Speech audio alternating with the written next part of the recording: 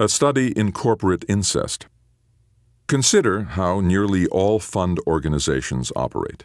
Even when their assets are valued in the hundreds of billions of dollars, fund complexes do not manage themselves.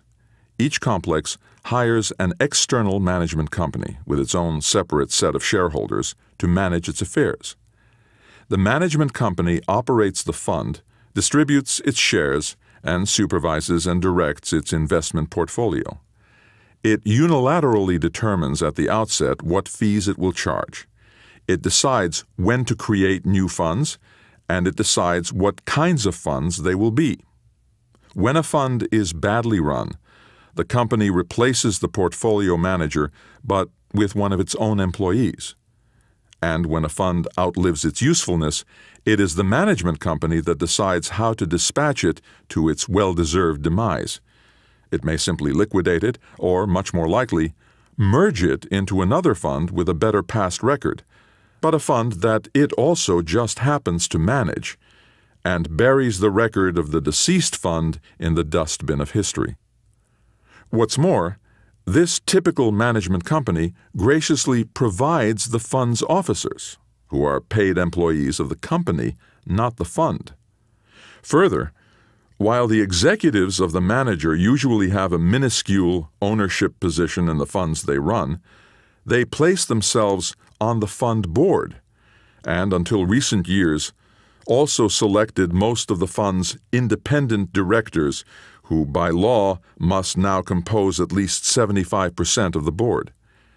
In the typical case, furthermore, the chairman of the board of the management company also serves as, you guessed it, the chairman of the board of the mutual fund. Given the Gordian knot that secures the rope that binds the fund to its manager, it is impossible to imagine that at even one of the typical 4 board meetings per year, the less well-informed independent directors can challenge the authority of the steeped-in-the-business management company minority. Small wonder that an early law review article about this industry structure was, as I recall, entitled "Mutual Funds, a Study in Corporate Incest." A profession becomes a business. Almost since the industry's inception in 1924, this incestuous structure has been the norm.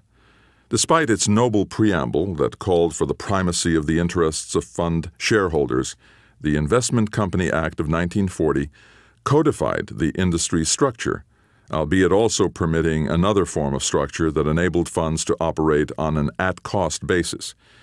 In fact, the very first mutual fund, Massachusetts Investors Trust, MIT, was organized in 1924 as a business trust, retaining its own trustees and staff, and relying on a completely separate firm to distribute its shares through stockbrokers. The incestuous structure of the industry that the Act permitted both enabled and facilitated the industry's transformation. Once a profession with elements of a business, mutual funds became a business with elements of a profession.